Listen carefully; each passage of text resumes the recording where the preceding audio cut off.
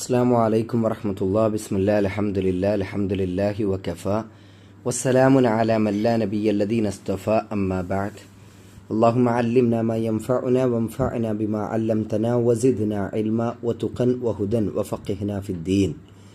ഏറെ ബഹുമാനമുള്ള സുഹൃത്തുക്കളെ, സഹോദരന്മാരെ, സഹോദരിമാരെ, ഇബ്നു തൈമിയ്യയുടെ തീരത്ത് എന്ന ഒരു ശീർഷകത്തിൽ നിന്നുകൊണ്ട് നമ്മൾ നടത്തി വരുന്ന നമ്മുടെ വീഡിയോ സീരീസിൻ്റെ, നമ്മുടെ ക്ലാസ്സിൻ്റെ 5-ാമത്തെ എപ്പിസോഡിലാണ് നമ്മളുള്ളത്.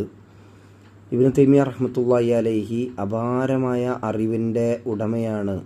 ധാരാളം വിജ്ഞാനം അദ്ദേഹത്തിനുണ്ടായിരുന്നു എന്നും അത്രയും വിജ്ഞാനം അദ്ദേഹത്തിനുണ്ടായതുകൊണ്ട് തന്നെ ആ നാട്ടിൽ പുരോഹിതന്മാരുണ്ടാക്കിയെടുത്ത ഒരുപാട് പൗരോഹിത്യത്തിൻ്റെ ചതിക്കുഴികൾക്കെതിരെ, ആളുകൾ അപകടങ്ങളിൽ പെട്ടുപോകുന്നതിനെതിരെ, അധാർമികതകൾ അവിടെ വല്ലാതെ ഉടലെടുക്കുമ്പോൾ ആ അധാർമികതകൾക്കെതിരെ, അന്ന് ആ നാട്ടിലുണ്ടായിരുന്ന ഒരുപാട് വ്യതിയാനങ്ങൾക്കെതിരെ അദ്ദേഹം ശബ്ദിച്ചു.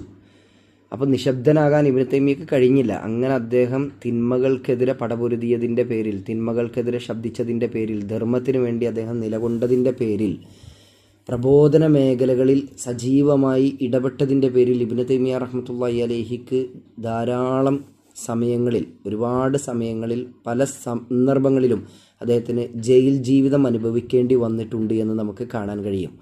പക്ഷേ ഓരോ തവണ അദ്ദേഹം ജയിലിൽ പോകുമ്പോഴും അദ്ദേഹം എഴുത്തുകൊണ്ടും സുജൂദ് കൊണ്ടും ആ തടവറകളെ പ്രകാശപൂരിതമാക്കി എന്ന് നമുക്ക് കാണാൻ കഴിയും. എങ്ങനെയാണ് അദ്ദേഹം ആ ജയിൽ ജീവിതത്തെ ഏറ്റവും നല്ല രൂപത്തിൽ ഉപയോഗപ്പെടുത്തിയത് എന്നാണ് ഇൻഷാ അല്ലാഹ് ഈ ഒരു ക്ലാസ്സിലൂടെ, ഈ ഒരു എപ്പിസോഡിലൂടെ നമ്മൾ ചർച്ച ചെയ്യാൻ ഉദ്ദേശിക്കുന്നത്. ഹിജ്റ വർഷം 726 ശഅബാൻ 7 ദമാസ്കസിലെ ഒരു ജയിലിൽ ജയിലിൽ അടക്കപ്പെട്ട ഒരു കാലം ഉണ്ടായിരുന്നു. അങ്ങനെ ആ നാട്ടിലെ ഭരണാധികാരികളായ ആളുകൾ ജയിലിൽ പോകണമെന്ന് അദ്ദേഹത്തോട് കൽപ്പിച്ചു. ഇങ്ങനൊരു കൽപ്പന വന്ന സമയത്ത് ഷെയ്ഖുൽ ഇസ്ലാം ഇബ്നു തൈമിയ്യ റഹ്മത്തുള്ളാഹി അലൈഹി ആ തീരുമാനത്തെ വളരെ തുറന്ന മനസ്സോടെ സ്വാഗതം ചെയ്തു. എന്നിട്ട് മാത്രമല്ല, അദ്ദേഹം ആ ഭരണാധികാരികളോട്, അദ്ദേഹത്തെ ജയിലിൽ അടക്കാൻ വേണ്ടി കൽപ്പന കൊടുത്ത, അതിനുവേണ്ടി മുന്നിലേക്ക് വന്ന ആളുകളോട് അദ്ദേഹം പറയുകയും ചെയ്തു, ഇത് ഞാൻ പ്രതീക്ഷിച്ചതായിരുന്നു. ഈ ഒരു കാര്യത്തിൽ, അതായത് ഈ ജയിലിൽ അടക്കുന്ന കാര്യത്തിൽ, അടക്കപ്പെടാൻ പോകുന്ന, ഈ ജയിലിൽ കാരാഗൃഹത്തിൽ അടക്കാൻ പോകുന്ന ഈ ഒരു കാര്യത്തിൽ എനിക്ക് ഒരുപാട് നന്മയുണ്ട് എന്ന് അദ്ദേഹം അവരുടെ മുഖത്ത് നോക്കി പറയുന്ന അവസ്ഥ ഉണ്ടായി. ദമാസ്കസിലെ ഒരു കോട്ടയിൽ, ഒരു വലിയൊരു കോട്ടൻ്റെ ഉള്ളിൽ പ്രത്യേകം സജ്ജമാക്കിയിട്ടുള്ള ഒരു ഹാളിലാണ് ഇബ്നു തൈമിയ്യ റഹ്മത്തുള്ളാഹി അലൈഹിയെ അവർ ബന്ധനസ്ഥനാക്കിയത്, അവിടെ ജയിലിൽ അടച്ചതെന്ന് കാണാൻ പറ്റും. അന്ന് ഷെയ്ഖിൻ്റെ കൂടെയുണ്ടായിരുന്നത്, ഷെയ്ഖിന് കൂട്ടിനായിട്ടന്ന് കൂടെ ഉണ്ടായിരുന്ന ഒരാൾ സൈഫുദ്ദീൻ ഇബ്നു തൈമിയ്യ എന്ന് പറയുന്ന ഒരാളായിരുന്നു. ഇബ്നു തൈമിയ്യ റഹ്മത്തുള്ളാഹി അലൈഹിയെ ജയിലിൽ അടച്ചപ്പോൾ അദ്ദേഹത്തിൻ്റെ ശിഷ്യന്മാരിൽ ചില ആളുകളെയും ഭരണാധികാരികൾ ജയിലിൽ അടച്ചിരുന്നു.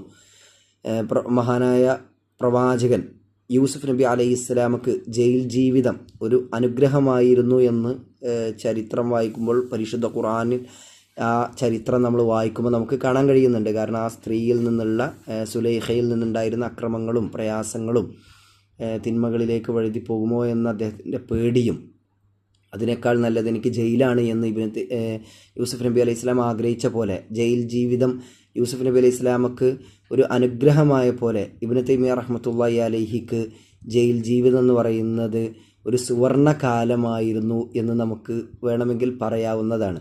കാരണം തടവറയിൽ അദ്ദേഹം അടക്കപ്പെട്ടപ്പോഴും, ആ ജയിലിൽ അദ്ദേഹം അടക്കപ്പെട്ടപ്പോഴും അദ്ദേഹത്തിന് ഒരുപാട് ഒഴിവ് സമയം കിട്ടി.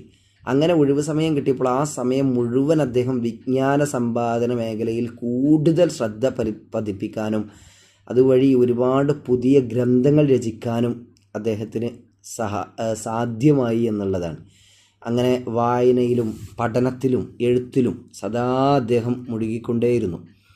മാത്രമല്ല, ആ ജയിലിൻ്റെ ഉള്ളിൽ വെച്ച് ഷെയ്ഖ് ധാരാളം ഇബാദത്തുകൾ അനുഷ്ഠിച്ചു.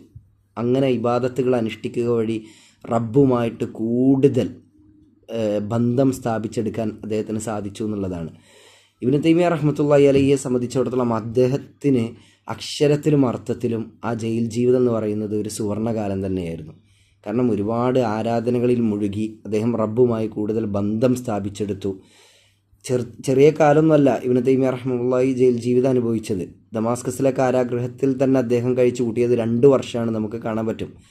ഈ 2 വർഷത്തിനിടക്ക് അദ്ദേഹം 80 തവണ, 80 എന്നും 83 എന്നും അതിൽ കൂടുതൽ എന്നൊക്കെ പണ്ഡിതന്മാർക്കിടയിൽ, ചരിത്രകാരന്മാർക്കിടയിൽ അഭിപ്രായങ്ങളുണ്ട്. ഏതായാലും 80 തവണ ഷെയ്ഖ് ഖുർആൻ ആദ്യാവസാനം പൂർണ്ണമായി പാരായണം ചെയ്തു എന്ന് ചരിത്രകാരന്മാർ പറയുന്നുണ്ട്. നമ്മളൊന്ന് മനസ്സിലാക്കി വെക്കുക. ആരാധനകൾ കൊണ്ട് അതേപോലെ തന്നെ വായനയും എഴുത്തും കൊണ്ട് ഇബ്നു തൈമിയ്യ റഹ്മത്തുള്ളാഹി അലൈഹി ശരിക്ക് ആ തടവറ പ്രകാശിപ്പിക്കുകയായിരുന്നു. ഇബ്നു തൈമിയ്യ റഹ്മത്തുള്ളാഹി അലൈഹിയുടെ രചനകളിൽ അധികവും പരിശുദ്ധ ഖുർആനുമായി ബന്ധപ്പെട്ട കൃതികളാണ്.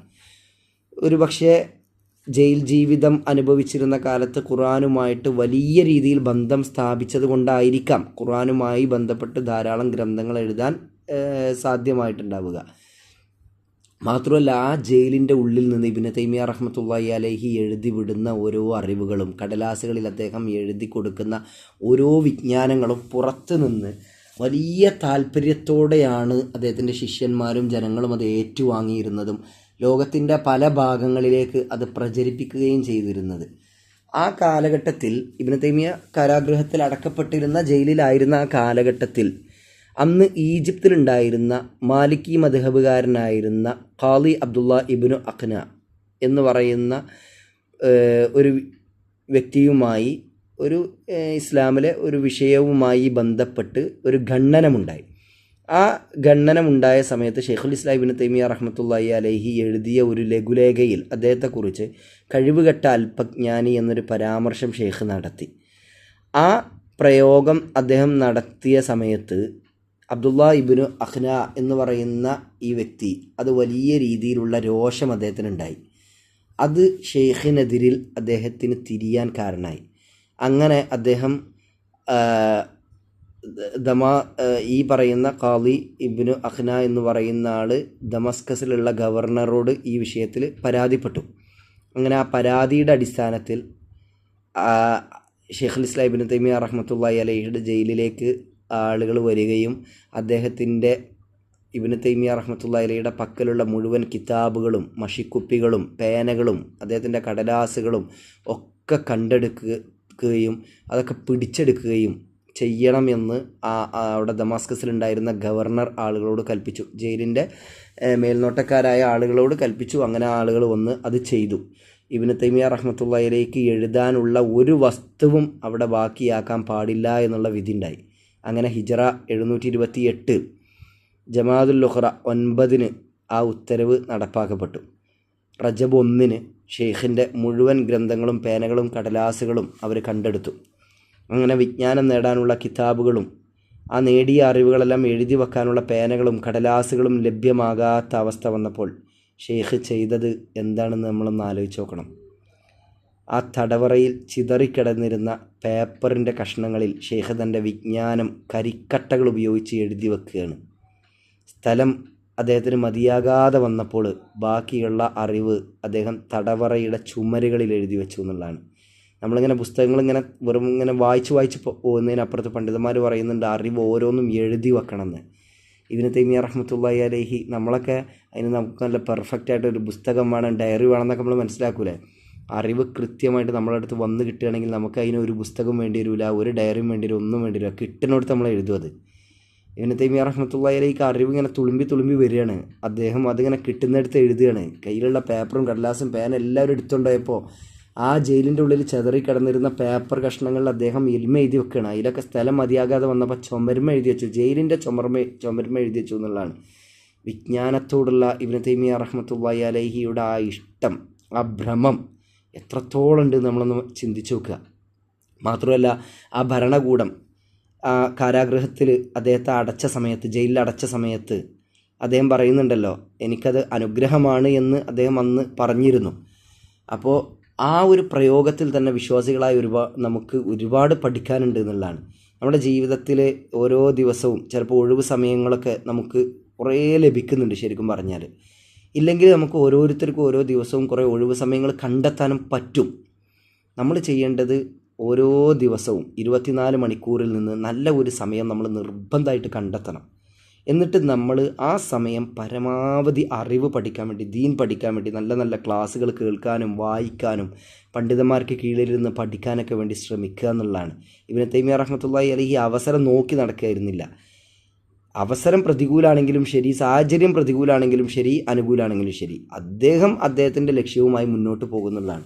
ഇത് നമുക്ക് പഠിക്കാനുള്ള വലിയൊരു പാഠമുണ്ട്. നമുക്ക് അവസരം നമ്മളുടെ സാഹചര്യം അനുകൂലമാണോ പ്രതികൂലമാണോ എന്നുള്ളതല്ല, ഞാൻ എൻ്റെ വായനയും പഠനവും എൻ്റെ വിജ്ഞാനം നേടലുമായിട്ട് മുന്നോട്ട് പോകുന്നുള്ളൊരു ദൃഢനിശ്ചയം നമുക്കുണ്ടെങ്കിൽ ഒരാൾക്ക് നമ്മളെ തോൽപ്പിക്കാൻ പറ്റില്ല. നമുക്ക് കുറേ ഒഴിവ് കഴിവ് പറഞ്ഞൊന്നും മാറിക്കാൻ പറ്റില്ല. കിട്ടുന്ന സാഹചര്യങ്ങൾ, കിട്ടുന്ന അവസരങ്ങളിൽ, യാത്രയിലാണെങ്കിൽ അങ്ങനെ എവിടെയൊക്കെ പറ്റും അവിടെ നിന്നൊക്കെ നമ്മൾ വായിച്ചും പഠിച്ചും കൊണ്ടിരിക്കും എന്നുള്ളതാണ്. അപ്പോൾ ഇബ്നു തൈമിയ്യ റഹ്മത്തുള്ളാഹി അലൈഹി ആ ജയിൽ ജീവിതം അദ്ദേഹത്തിൻ്റെ എഴുത്തും വായനയും സുജൂദൊക്കെ കൊണ്ട് പ്രകാശിപ്പിക്കാൻ ശ്രമിച്ച പോലെ നമ്മളും നമ്മുടെ ജീവിതം പ്രകാശപൂരിതമാക്കാൻ വേണ്ടി, ഇബാദത്തുകൾ കൊണ്ട്, വിജ്ഞാനം നേടൽ കൊണ്ടൊക്കെ പ്രകാശിപ്പിക്കാൻ വേണ്ടി നമ്മൾ ശ്രമിക്കുക. അള്ളാഹു അനുഗ്രഹിക്കട്ടെ എന്ന് പ്രാർത്ഥിക്കുകയാണ്. അസ്സലാമു അലൈക്കും വറഹ്മത്തുള്ളാഹി.